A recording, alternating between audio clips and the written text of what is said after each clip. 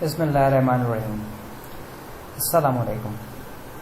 Dear students, today my lecture topic is simple harmonic motion, SHM. Simple harmonic motion, simple harmonic motion is a special kind of vibratory or oscillatory motion is called the simple harmonic motion. In the following sections, we will discuss the simple harmonic motion of the different systems.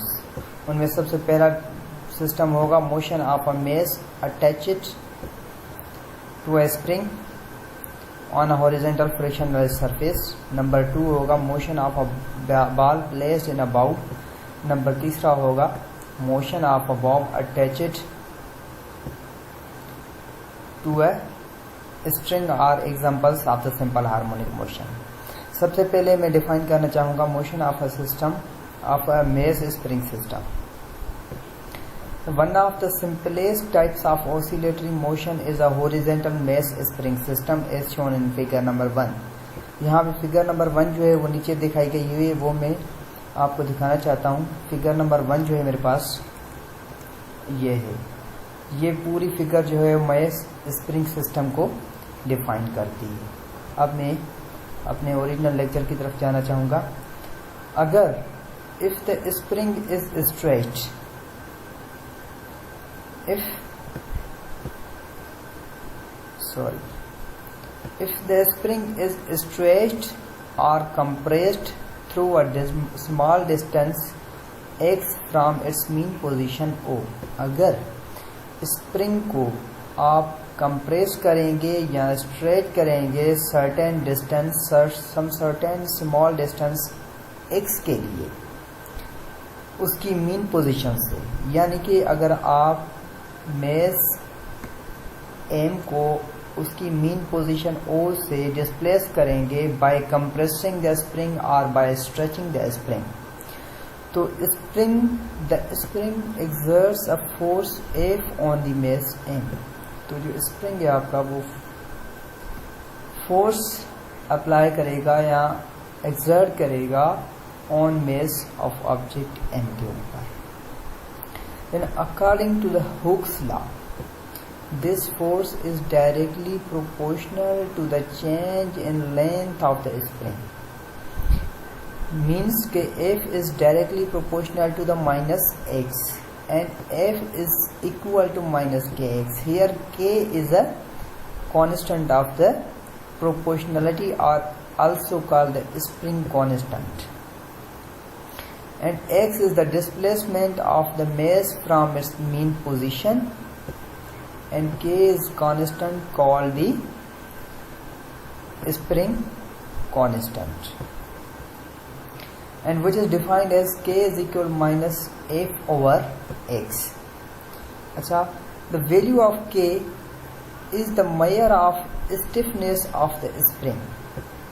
The stiff springs have large value of K and soft springs has small values of K.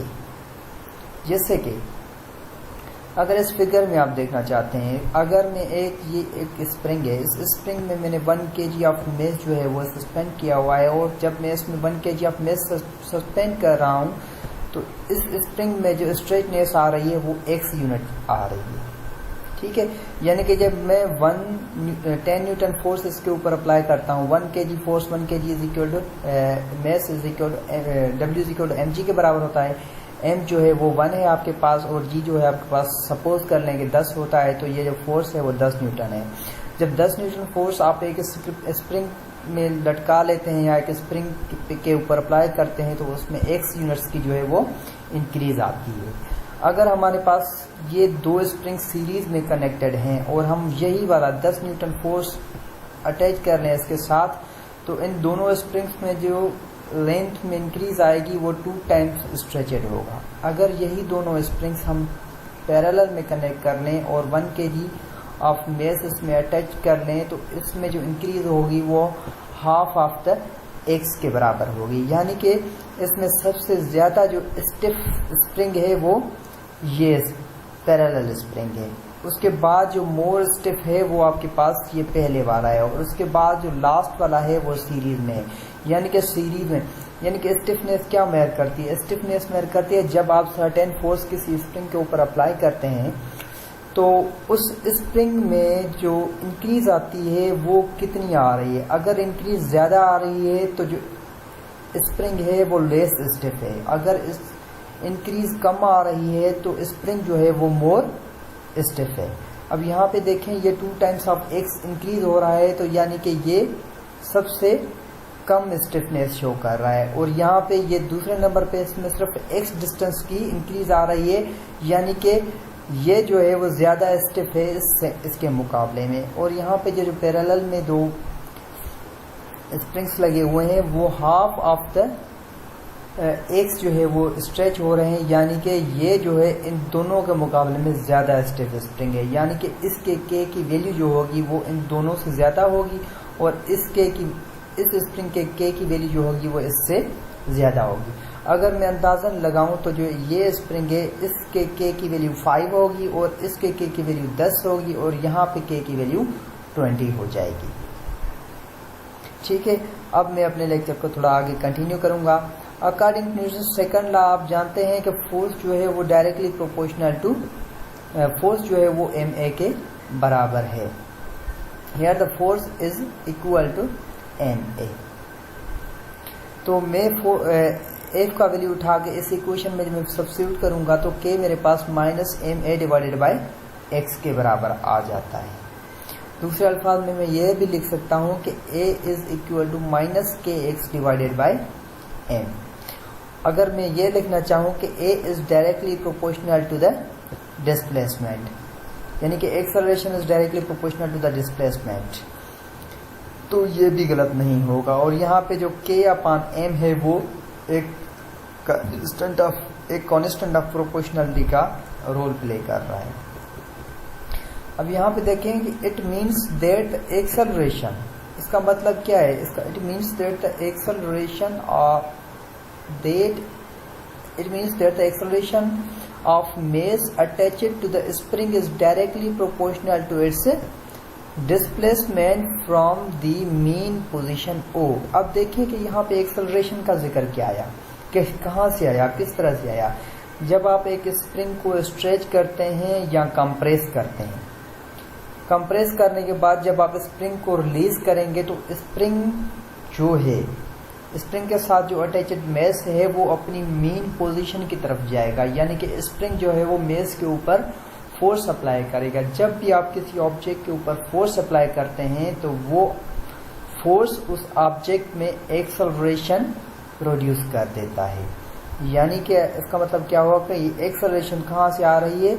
ये acceleration जो spring mess के ऊपर force apply कर रहा है, उसको displace कर रहा है, उसकी वजह से प्रोड्यूस हो रही है। और वो एक्सेलरेशन और फोर्स की डायरेक्शन और एक्सेलरेशन की डायरेक्शन सेम है, और जो आपके पास डिस्प्लेसमेंट है उसकी direction opposite to the force and as well as the acceleration होगा। Hence the horizontal motion of a mass spring system is an example of simple harmonic motion। ठीक है, the negative sign in equation number 2 and in equation number 1 means that the force exerted by the spring is always directed opposite to the displacement of the mass, because the spring force always acts towards the mean position. It is sometimes called restoring force। और restoring force भी कहा, spring force को आप restoring force भी कह सकते हैं। restoring force क्या होता है? restoring force is always pulls or pushes the object। restoring force is always pulls or push the object performing the oscillatory motion towards the mean position। जो रिस्टोरिंग फोर्स होता है वो हमेशा के लिए जो ऑब्जेक्ट ऑसिलेटरी मोशन परफॉर्म कर रहा होता है उसको मीन पोजीशन की तरफ पुल करता है या पुश करता है। अब मैं इस सिस्टम की जरा एक्सप्लेनेशन करना चाहूँगा।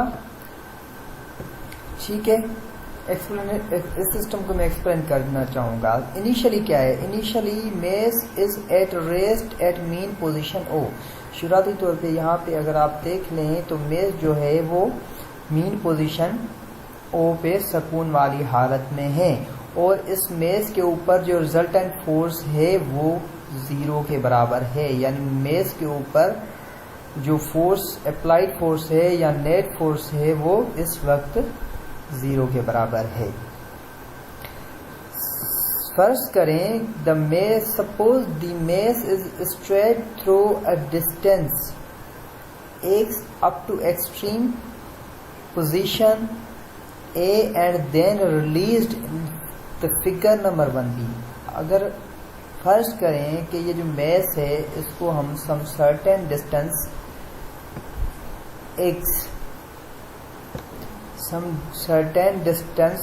x up to extreme position, यहाँ पे ये जो O है हमारे पास मीन पोजीशन है और यहाँ पे ये जो A है और यहाँ पे ये जो B है, ये दोनों पोजीशंस जो है मेरे पास एक्सट्रीम पोजीशंस हैं। अब बात यह है कि अगर आप मेस को some certain distance x towards the extreme position तक या आप एक्सट्रीम पोजीशन तक आप उसको स्ट्रेच करते हैं और बाद में इसको आप रिलीज करते हैं। जब आप इसको यहाँ से रिलीज करेंगे तो ये जो स्प्रिंग है इसके ऊपर एक फोर्स अप्लाई करेगा, रिलीस्टरिंग फोर्स अप्लाई करेगा, जो कि इस ऑब्जेक्ट को अपनी मीन पोजीशन की तरफ पुल करेगा। जैसे कि आप पहले सुन चुके हैं कि जो रिस्टोरिंग फोर्स होता है वो उस ऑब्जेक्ट को, जो ऑब्जेक्ट ऑसिलेटरी मोशन परफॉर्म कर रहा होता है, उसको मीन पोजीशन की तरफ पुल करता है या पुश करता है। यहाँ पे जो फोर्स है ये इस ऑब्जेक्ट को पुल कर रहा है मीन पोजीशन ओ की तरफ। ठीक है। The restoring force exerted by the spring on the mass will pull it towards the mean position O. Due to the restoring force, the mass moves back towards the mean position. यानी कि restoring force F जो कि spring इस mess के ऊपर apply कर रहा है, इसकी वजह से ये ऑब्जेक्ट या मेस जो है वो अपनी मीन पोजीशन की तरफ वापस आएगा। अच्छा, जैसे जैसे ये ऑब्जेक्ट इस एक्सट्रीम पोजीशन ए से मीन पोजीशन ओ की तरफ बढ़ेगा तो इस ऑब्जेक्ट के ऊपर ये जो रिस्टोरिंग फोर्स का मैग्नीट्यूड है वो आहिस्ता आहिस्ता ग्रेजुअली कम होता जाएगा। जैसे ये ऑब्जेक्ट इस मीन पोजीशन ओ पे पहुंचेगा तो इस फोर्स की जो मैग्नीट्यूड है वो 0 के बराबर हो जाएगी। जैसे कि the magnitude of the restoring force decreases with distance from mean position and becomes 0 at origin O या mean position O। लेकिन however the mass gains the speed as it moves towards the mean position and its speed becomes maximum at the mean position O।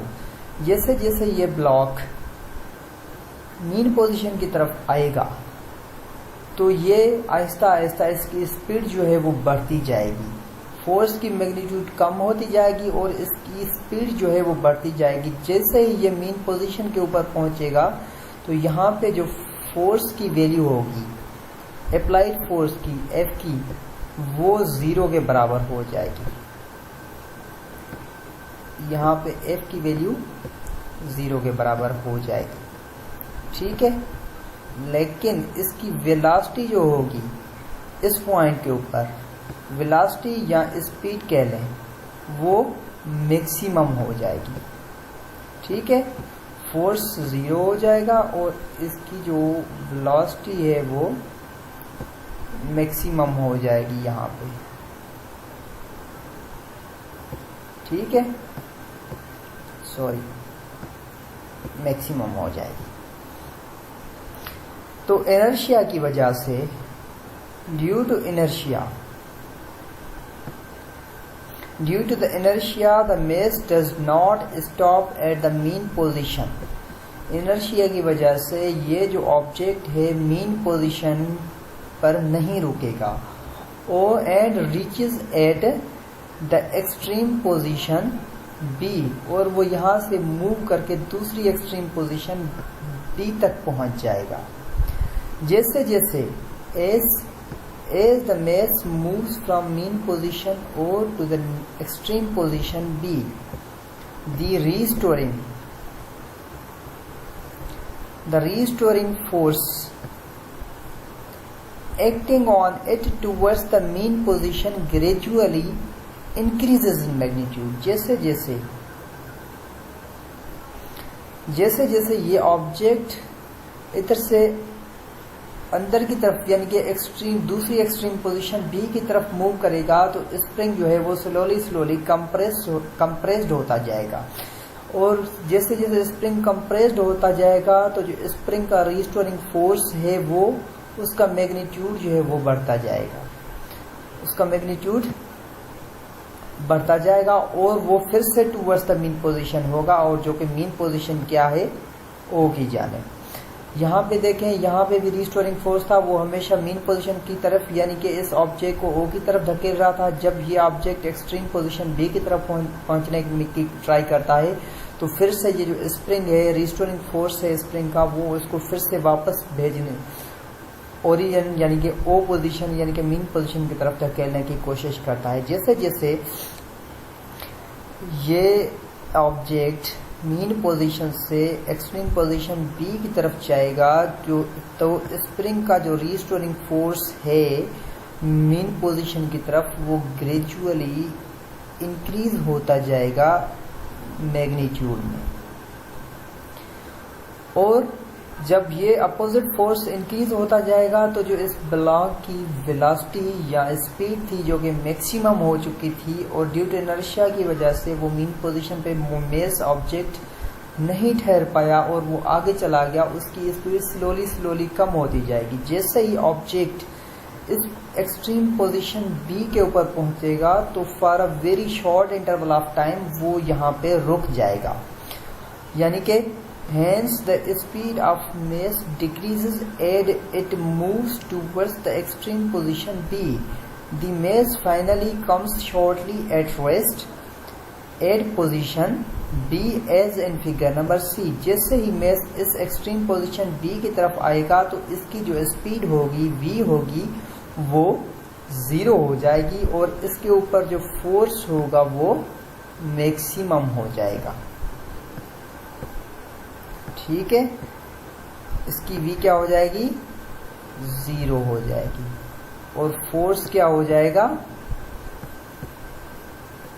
वो आपके पास maximum हो जाएगा। ठीक है, force जो है आपके पास वो मैक्सिमम हो जाएगा इस B पॉइंट के ऊपर। और उसके फौरन बाद जो मेस है आपके पास वो मीन पोजीशन की तरफ रिटर्न करता जाएगा। किसकी वजह से? Due to the restoring force of the spring. और जैसे यहाँ पे पहुंचेगा और ऑब्जेक्ट रुक जाएगा, उसकी वेलोसिटी 0 हो जाएगी तो ये ऑब्जेक्ट फिर फर्दर जो है वो मीन पोजीशन की तरफ मूव करने की कोशिश करेगा, जहाँ पे ये इस रिस्टोरिंग फोर्स की वजह से। यहाँ पे भी देख लें कि फोर्स की डायरेक्शन अगर मीन पोजीशन की तरफ है तो डिस्प्लेसमेंट की डायरेक्शन आपके पास जो है वो उसके ऑपोजिट है। यहाँ पे देखें, यहाँ पे जो डिस्प्लेसमेंट की डायरेक्शन है वो इधर है और फोर्स की डायरेक्शन जो है वो उसके बिल्कुल ही अपोजिट डायरेक्शन में है। अच्छा, यानी कि दिस प्रोसेस इज रिपीटेड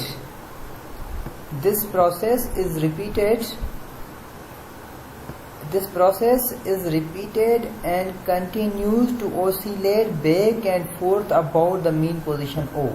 यानी कि ये जो प्रोसेस है इस मीन पोजीशन O के आगे पीछे जो है वो कंटिन्यू होता रहेगा या ओसिलेट करता रहेगा। ये जो मेस है वो मीन पोजीशन के बैक एंड फोर्थ जो है वो ओसिलेट करता रहेगा।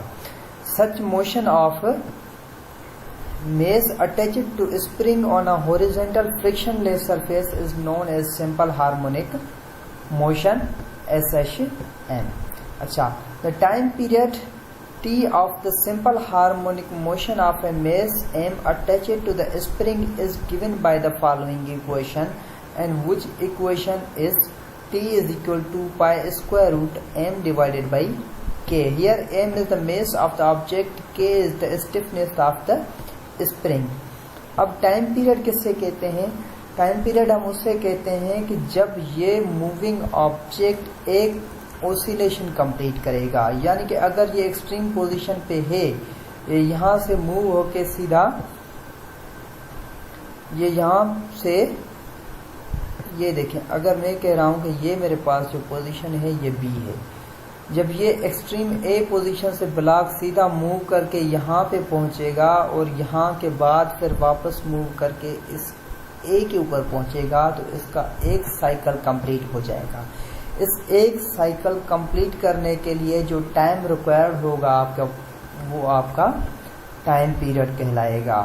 ठीक है, और वो टाइम पीरियड डिपेंड करता है दो चीज़ों के ऊपर, एक मेस के ऊपर और एक केव के ऊपर। ठीक है, किस पे डिपेंड कर रहा है? एक मेस के ऊपर और एक केव के ऊपर। अगर ऑब्जेक्ट का मेस ज़्यादा होगा, फॉर एग्जाम्पल अगर ऑब्जेक्ट का जो मेस है वो ज़्यादा है, अगर ऑब्जेक्ट का मेस ज़्यादा है तो it will take more time, it will take more time to complete one oscillation. अगर इस ऑब्जेक्ट का मेस ज़्यादा होगा तो सीधी सी बात है ये ऑब्जेक्ट ज़्यादा टाइम लेगा इस साइकिल को पूरा करने के लिए, और के की वैल्यू आपने फिक्स रखी हुई थी। अब मैं क्या कर रहा हूँ, मेस की वैल्यू फिक्स रख रहा हूँ और के की वैल्यू इंक्रीज कर रहा हूँ। अगर मैं के की वैल्यू इंक्रीज करूँगा तो जो स्प्रिंग की स्टिफनेस है वो बढ़ जाएगी, और स्प्रिंग के ऊपर ये जितना कांस्टेंट फोर्स में लगाऊंगा उसके मुताबिक ये जो डिस्प्लेसमेंट है वो और कम फासला तय करेगा, और जो ओसिलेशन का एक पीरियड है, यानी कि ओसिलेशन का जो टोटल डिस्टेंस है वो कम हो जाएगा, जिसकी वजह से उसका टाइम पीरियड भी कम हो जाएगा। अच्छा स्टूडेंट्स, बाकी जो अगले दो टॉपिक्स हैं मेरे पास, यानी कि एक बेल, एक बाल जो है वो उसे वाइब्रेटिंग इन अ बाउल, और एक और इसके साथ है bob attached to a string. ये दो टॉपिक्स इंशाल्लाह मैं अपने नेक्स्ट लेक्चर में करूँगा। थैंक यू, अल्लाह हाफिज़।